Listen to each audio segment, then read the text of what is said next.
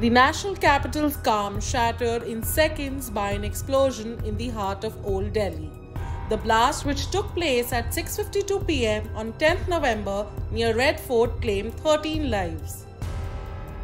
According to police, a slow-moving I-20 with a Haryana number plate stopped near traffic signal and exploded moments later, injuring nearly 25 people and damaged several vehicles. Firefighters battled the flame and the blaze was brought under control by 7:29 p.m. on Monday. Rescue teams rushed the injured to the LNJP hospital. The Delhi Police Special Cell and the forensic team were on the ground soon, scanning every detail for possible leads.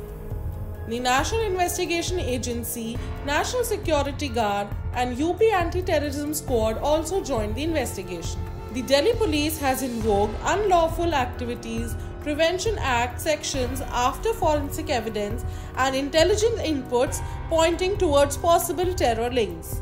As the probe into blast deepens, investigators took 3 more doctors from Faridabad's Al Falah University into custody.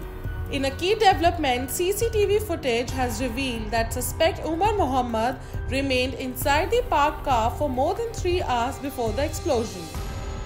Investigating officials are closely analyzing the footage to trace Omar's movement and to determine what happened inside the car before the blast occurred. The Delhi Police has submitted its preliminary report on the Red Fort blast to the Ministry of Home Affairs.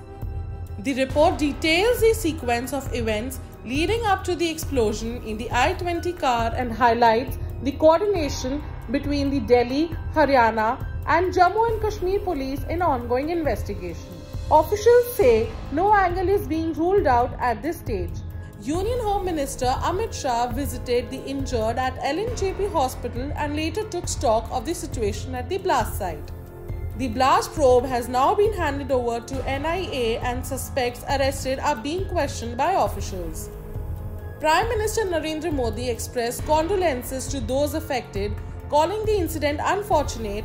Delhi Chief Minister Rekha Gupta said all agencies are doing their work and the government stands with the family of victims.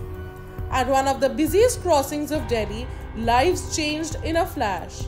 As the injured battle for recovery and investigators comb through evidence, the search for the answer intensifies. Nothing has been ruled out and all angles are being probed.